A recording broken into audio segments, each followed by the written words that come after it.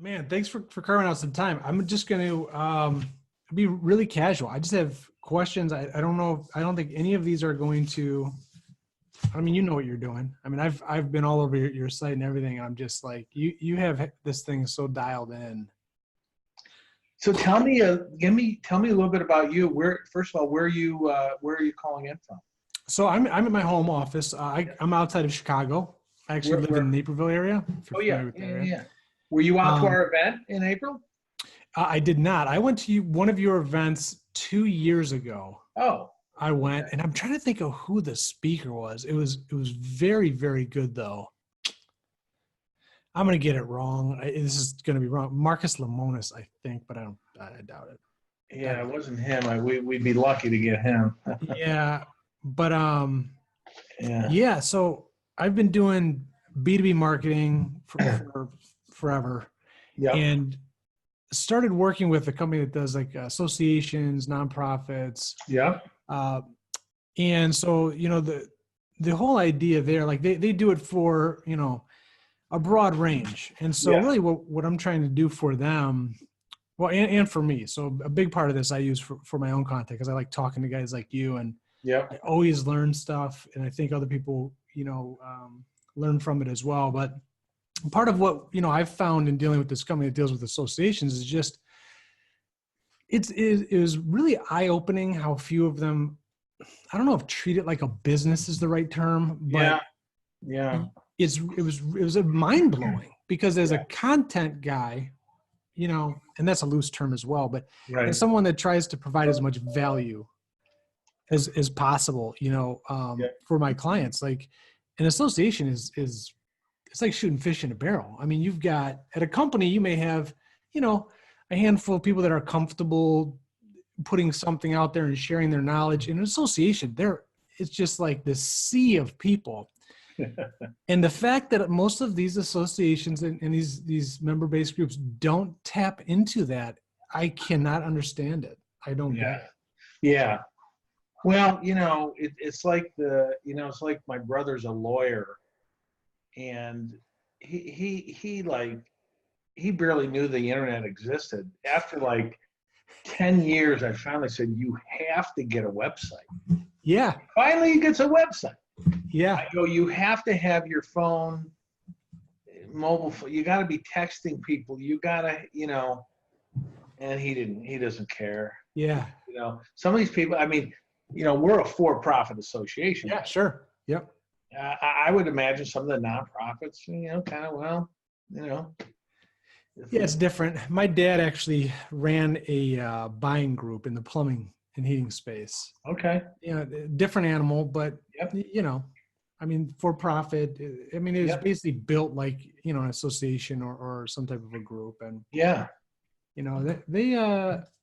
yeah, you're right. It's a little different when everybody's, looking at profits and making money. It definitely, I think you treat it, I mean, inevitably you're going to treat it differently. Obviously you guys have. It's incredible. Well, I think we were, part of the secret sauce was, I lived the life of an inside sales leader. I was a manager, director, vice president, and it was my life's mission and work. My personal mission was to see inside sales get elevated as a profession. Yeah. At every company I went to, I sold the value of it. And this is just me doing what I love to do. Yeah. And people saw what we were trying to do and went, oh my gosh, we got, it just like magnetized, it galvanized. We got a place we can go where everybody is trying to make inside sales better. And that's, it's not the content. I mean, yeah, I got content, I do all this and that, but it's really, we just struck a major chord that had never been struck before, but where there was a huge need, so. Do you think that was just a timing thing? Or, I mean, was that by design? Well, it's funny you bring this up. I was absolutely 100% convinced that I was way late to this game. I still believe that's the case. Everybody disagrees with me. I maintain, and I'm convinced of this, if I had started this thing 5 or 6 years earlier, we'd have our conference in Chicago would have 3,000 people in it. Yeah. Instead Wow. of 800-900. Wow. I think, it just feels like we went past the peak, but people all the time say, no, Bob, we haven't peaked. And I get it. I don't think that, I think the profession is still peaking. Yeah, So, for sure. Interesting. Well, I'll tell you, I mean, the way the conversation is going, I'm just going to roll right into it. I would do an intro after the fact for you. Yeah, sure. And I'll knock it out. But I guess we've been talking for a little bit here, and I just, the conversation's so good. I think I'm just going to keep rolling here. I'm questioning, because I want to respect your time, how much I want to spend on the history of what you've done. But I think it's important to know that you are the founder of this organization, AA-ISP. And now, unless the site hasn't been updated, 65 chapters around the world, and you guys are doing 8 conferences. Yeah. That's crazy. So I know we could spend hours on this, but take me just as tight as you can through that journey. Well, it all started with one conference in Minnesota with 60 people in 2009. I used to daydream and dream about building an association 5 years prior to I finally got around to it. One of my good friends, Larry Reeves, was in between jobs, and I had changed jobs. I had some extra time on my hand. I said, hey, if we're going to do this thing, let's, I want to do it now. And so in those dreams, I never knew we'd have chapters. You're going to get a laugh out of this because you're in Chicago, but we had one of our first sponsors in 2009 had a motivational practice business, and he lived in Chicago. He invited me and Larry to go play golf at his club, Rich Harvest Farm, which, if you know about golf, it's an amazing club. They've had the Women's Cup there, not the Ryder Cup, the Solheim Cup. So Larry and we said, well, wait a minute, if this is really going to be a business trip, we have to have a reason to go there besides play golf. And I go, well, Chicago, what do you think of a chapter? And so we called the guy we knew in Motorola, Dan Halt, and I go, Dan, can you meet next Tuesday and we'll call it a chapter meeting? We had 5 people. Well, the rest is history. Wow. So Chicago, not Minneapolis, where it was founded, was the first chapter. Wow. It spread like wildfire. And the reason being, and here's the whole, the whole deal behind why we've grown so much. It's because we had a simple mission. It's the mission I had throughout my career. And it's right on the back of our business cards. I don't have one handy, but it says, taking inside sales to the next level of professionalism and performance. And professionalism is making this inside sales profession more noble, making it highly thought of. And performance is, more a better sales experience, a better sales rep. So it exploded in front of us. I was still working as a VP of inside sales at a Merrill Corporation for a few years, and finally we got big enough. I said bye-bye to that, and here we are today. So those early years, those conferences, I mean, the mission is obviously critical, and you had it dialed in right from the jump. But those initial conferences, were you focusing more on just the building the network, or was there training and that type of value involved in those? Oh, there was a ton of training. This is the coolest thing about what we do here. We take real life situations, case studies, stories of a lot of it. I drew upon my experience building teams, breaking through barriers, having reps really believe they can sell. We had a rep sell $1 million deal over the phone at Unisys in 1996, 97. And back then it's like, no, inside sales isn't real sales, right? And like, oh yeah, we are. And so, that led to us providing amazing content that you couldn't buy. You couldn't find a course. We have a course now called Designing Compensation Plans for Inside Sales. There's nothing out there like that, but there is now because we put this together. So the second year we had 200 people at this conference, 2010. I was taking questions after I spoke for 10 minutes, and somebody says, can you explain why you started this? And I gave them the story, and the whole place literally started applauding, and everybody stood up. It's not because I told a good story. That's not the point. The point is they were so darn thankful and energized that they had this home.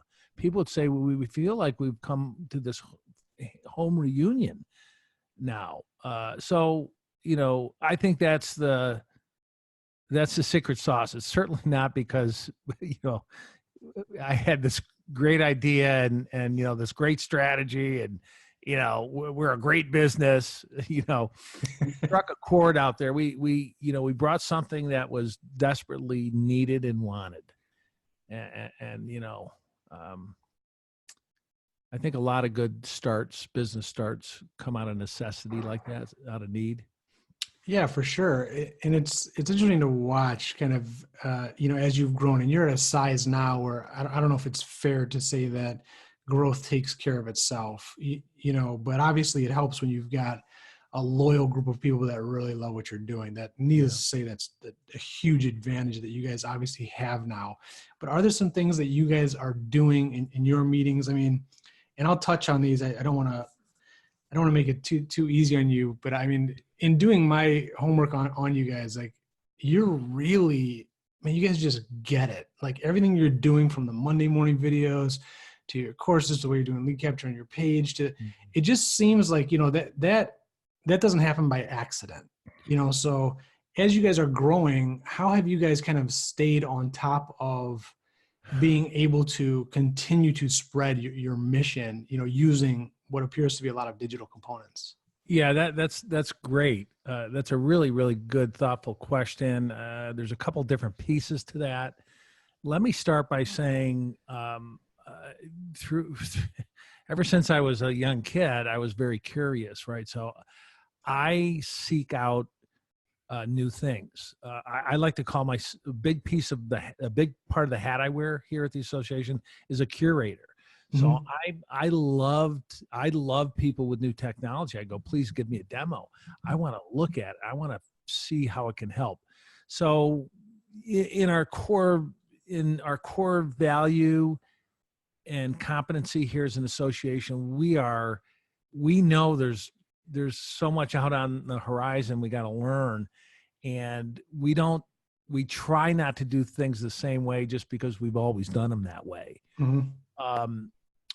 We brought in a millennial translator, a lady that talks about millennials. We brought in somebody last year, body language. I go, what are you talking about, body language? Well, guess what? Body language matters it matters now when we see each other and I'm using my hands to express myself. But do you know body language matters when you're talking to somebody over the phone and you don't see them? So we brought in somebody to train our people on that. So we're always seeking to be at the forefront of the profession. Now, there's a flip side to that. We got to be the meat and potatoes too. So there's a lot of people out there that need leadership 101. They need frontline selling 101. And there's a big challenge out there right now. And here's what it is. We have a supply and demand issue. It simply means there are more open jobs today in inside sales, SDR, BDR, account exec, right, than there are qualified candidates, period. When I hired years ago, I wouldn't talk to anybody without 3 to 4 years experience. Wouldn't even let them in the door. Today, they're hiring kids right out of college. And now, guess what the challenge is? Training, right? You can't put somebody on the phone or on video now or on text right? Pretty soon we're going to be doing holograms. I can't wait for holograms.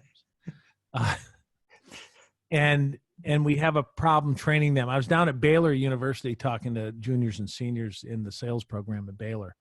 And I go, hey, everyone, now listen to me carefully. when you graduate, a few years into after you graduate, if you're selling, you're all going to do your business on a Dick Tracy watch. So, Steve, do you know what a Dick Tracy watch is? I do. Well, I'm 44, so I'm not too young. The students didn't. So this old crusty professor stood up. He said, "Mr. Perkins, can you explain to the students who Dick Tracy was?" I said, "Yeah, he did live video stream on a watch." Yeah. Well, we're there, right? We're real close to that.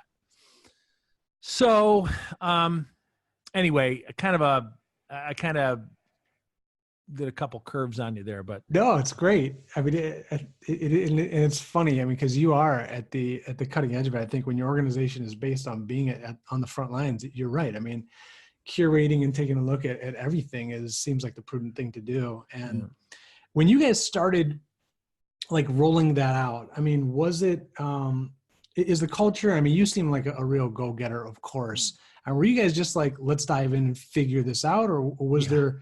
Because I know for me, like I used to shoot a lot of, a big part of what we did as a company, we still do a lot of it, but it was shooting video, right? We'd bring cameras in and man, it was like the seas would part when we'd bring that camera in. And it still is, like people freak out. yeah. So to get a whole organization to kind of adopt and again, I'm just speaking digitally, but kind of looking at how you guys have done it, and you do it really well, by the way. I just wonder, like, was that just organic, like the type of people you have, or did you have to really kind of force that home? No, it was very natural. We're fortunate that we have some millennials on our staff. They kind of keep me and Larry honest. If you get the drift, they'll call us out if I run my. Do I have the right jeans and shoes on for this event? I'm kind of a young at heart guy anyway, so it makes it a little bit easier. But the use of digital was pretty native. I bought one of the first personal computers that ran on cassette tape. Yeah. And I'm not really technical, but I love gadgets.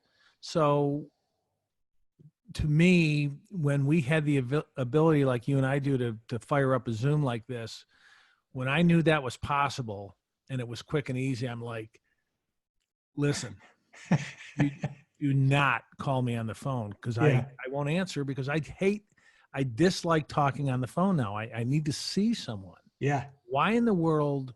And I'll tell you what, you're going to see me whether you turn your camera on or not. I leave mine on all the time. Yeah. And so I got to tell you, I feel I'm going to take a little credit here that I think the AA-ISP, not me, but the association, we got so we were promoting video early on, and we surveyed it, and it was like 8% of the companies use it. And I would go on main stage and I said, this is terrible. This is ridiculous.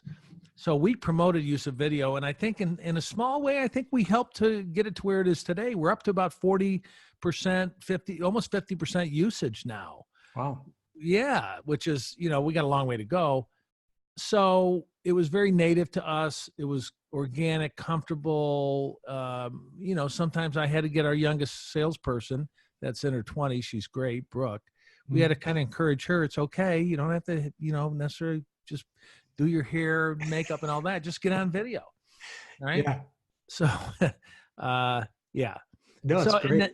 And then the other uses of digital, we have a chat availability on our website, and we have a pretty strong marketing group team, but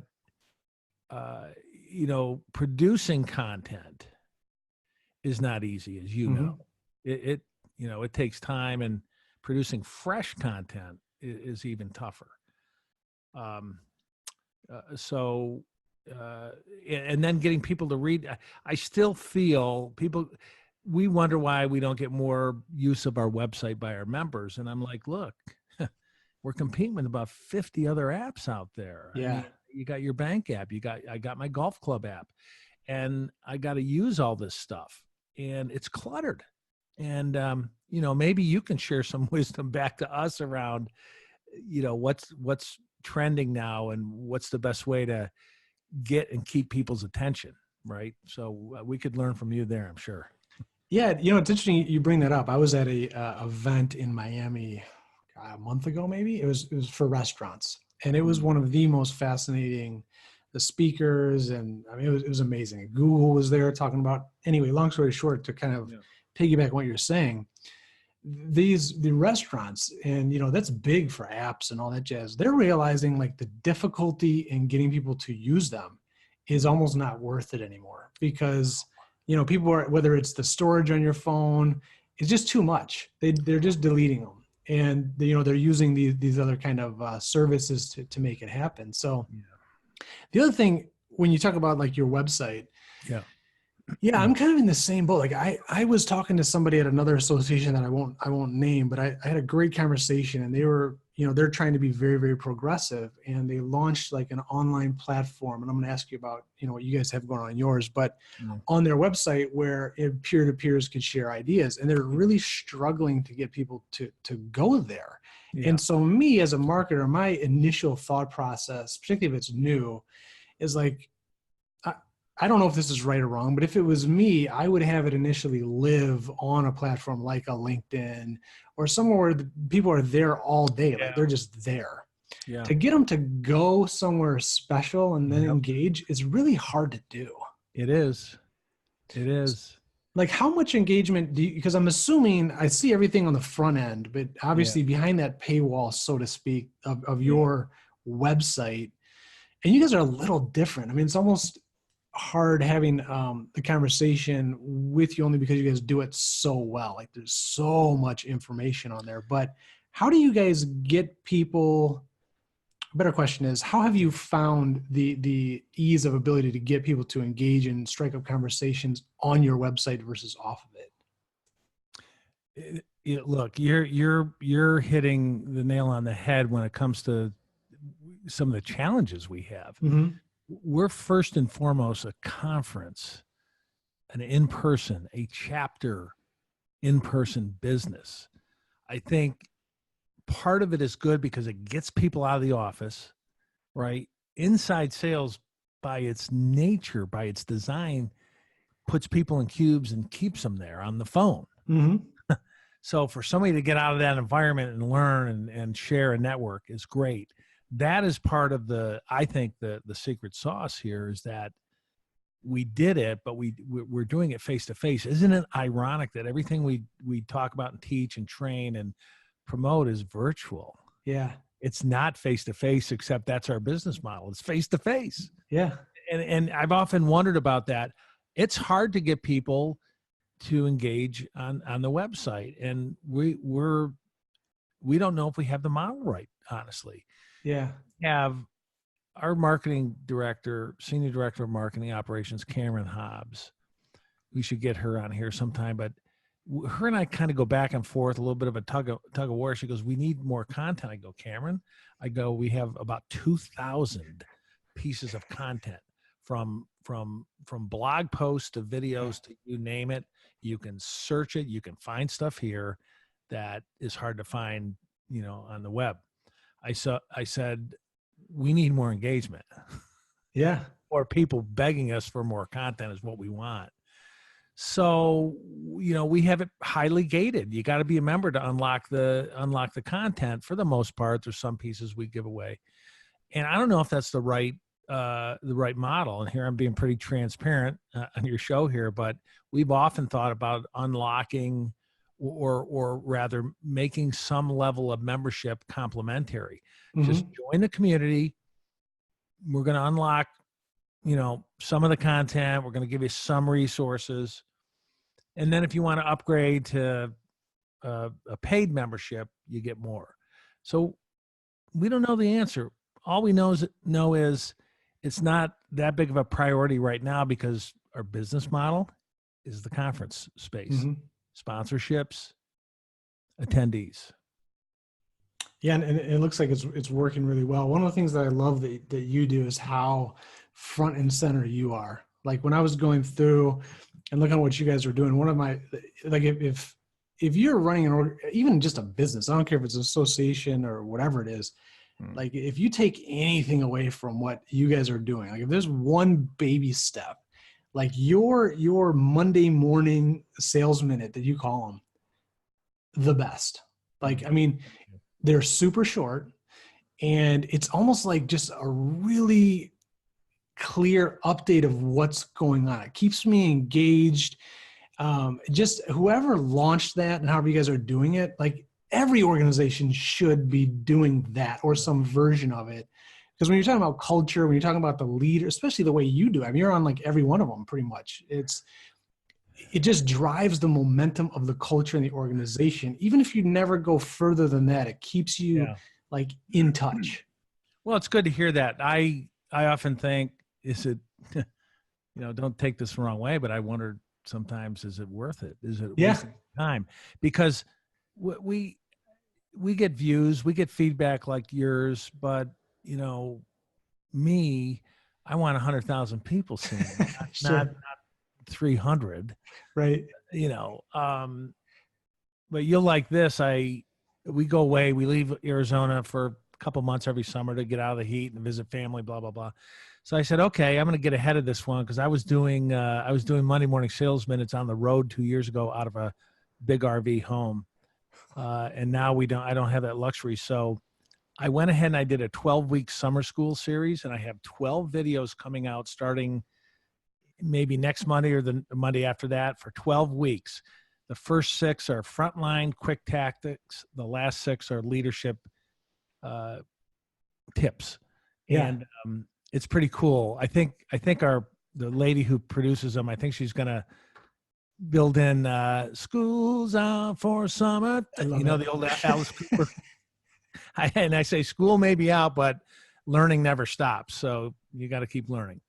It's great. It's great what you're doing. And the, so I guess moving ahead a little bit, looking at the future of the organization, you've obviously done an incredible job growing it. And, one of the things that you did recently, which, man, I just thought it was, I feel like I'm gloating over what you guys are doing. I don't want to appear to be that way, but the whole give back thing and you did it on a Monday morning and you just kind of addressed what you did at the conference. Yeah. Talking to the leaders, but so I'm gonna have you just address that for a second, and then I might as well just have you kind of roll into. I love that you guys are doing the college and university student. Yeah. That is so smart, man. So smart. And seems like kind of obvious if I'm being frank. It's like, man, that's the next generation. Like, let's get them involved. Yeah. And we don't have enough time. These colleges want so much. They're very needy in a good way, right? And we're trying to help, but finally we said, look, if you're in any type of sales program, marketing program, you get to join. You don't have to spend $145. Join for free. And in fact, I'm glad you brought it up, which reminds me, a professor from FSU is going to, every 2 years, they have the college sales program leaders, the directors, the professors, right, come together from about 80 schools. And every 2 years, they talk about how do we make our collegiate academic program for sales better. Wow. So this guy is going to roll out this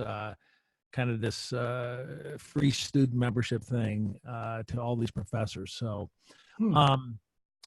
look, the give back thing had been a theme going on in my head for a long time, and it goes something like this. I look back at my career and I pinch myself. I go, how could I be so lucky to fall in love with a job? The job was leading inside sales that I was super passionate about, that I helped people, that my life got better, my career got better. I helped other people. And I said to the audience in Chicago, I said, are we part of the best profession in the world? I mean, look what it's done for so many of us, right? Quality of life, you name it. And I said, we can't always be on the taking end. So how are we going to give back to the profession which has given us so much, right? Because the profession is going to go on. it's going to outlive the AISP, right? It's going to go on and on and on. And we have to do something to ensure that it stays on the right track, right? That it keeps becoming, more of a noble profession. We don't want people thinking, oh, sales, or, are you a, kind of this knock on the door to door salesperson kind of image,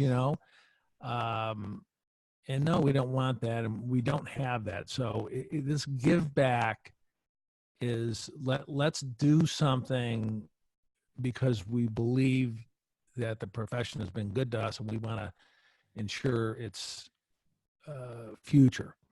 And so that so we did a couple things. We gave a scholarship check to two universities, NIU with Rob Peterson and UT Dallas with Dr. Howard Dover. And then we announced the free student membership thing. And then we had an app, speaking of apps, and we asked people to go tell us how you're giving back during the conference. So we had a rolling people I'm mentoring. We had people mentoring. We had people helping out with coaching. Steve Richard, who's one of our sponsors, he does this free call coaching camp every couple of weeks or every month. So, yeah, that's it. It's really cool. Really, really cool. So if you were, and this is, so this is going to be just by its nature a very loaded question. So I don't want to overcomplicate it, but kind of looking at associations, member groups, companies like yours, if you were to start over tomorrow, like, hey, I'm going to start this new thing. Like, are there a couple things that you'd be like, man, no matter what, we've got to get this right immediately? Yeah. I think I'm going to categorize this as value to standalone members. And what I mean by that is we have a lot of people that join as a member and pay $145. And I don't think they're getting the value we expect them to get. Certainly we know there's valuable things, content, videos, ask an expert, but I'm not sure that's making it into the hands of the member. I know that because if somebody goes to a conference every year, guess what? Their membership auto renews, right? Sure. So they're still a member, whether they use the website or not. The member then that signs up who's in Spokane, Washington, who never gets out to a conference, may not even get out to a chapter meeting, then has to say, am I getting enough value out of this website and resources that's worth it? And we don't have a high renewal rate on just the standalone members.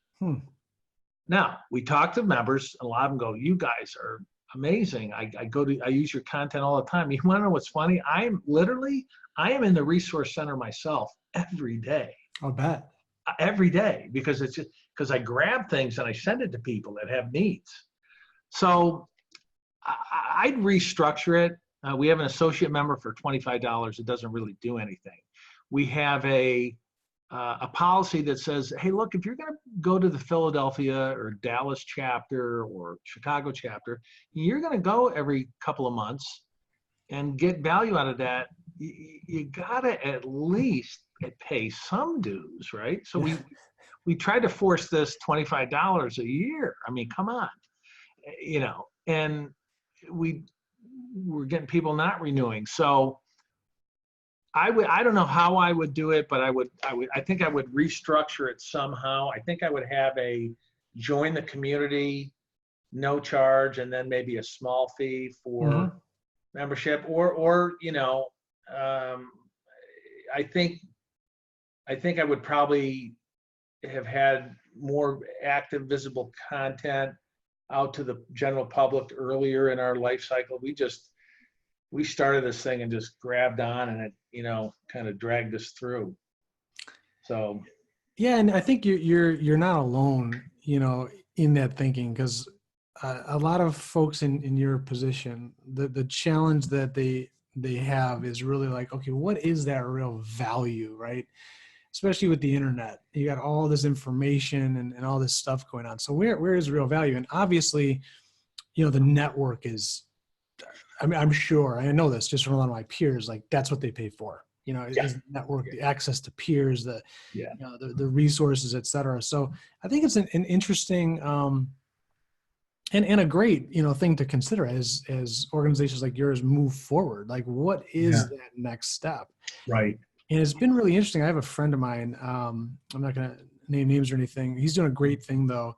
They actually piggyback on events, similar to yours, where they will go to guys like you and say, hey, we're going to host like a really high level mastermind 2 days in advance. Yeah. And it's very expensive.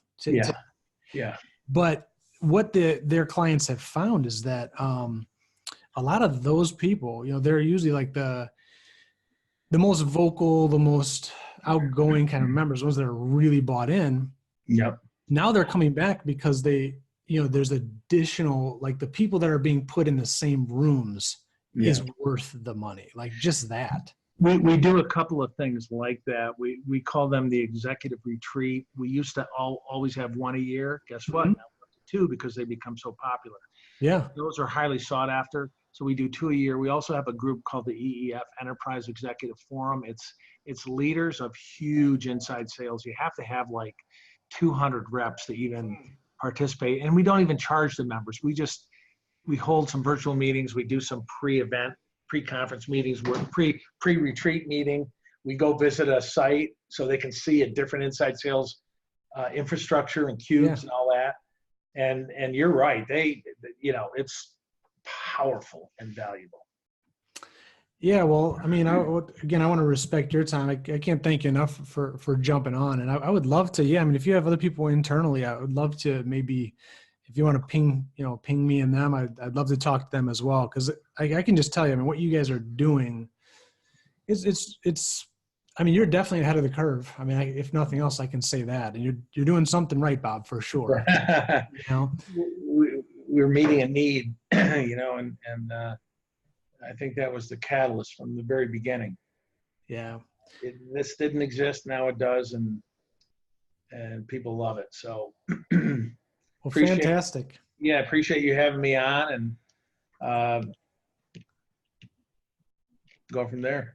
Yeah. So I'll just close it out. So I'll just, Bob, thanks for coming on. I'll make sure and link everything up for anybody watching this, so they can kind of see what you guys are up to, and hopefully, you get some more people to join. Cause again, I think what you guys are doing is great. And again, a lot of stuff, that's not behind that paywall, so to speak, is really good information. And I don't know, there's just something about you and the organization, like the energy it's very authentic, and man, I just can't thank you enough. Well, thanks for having me.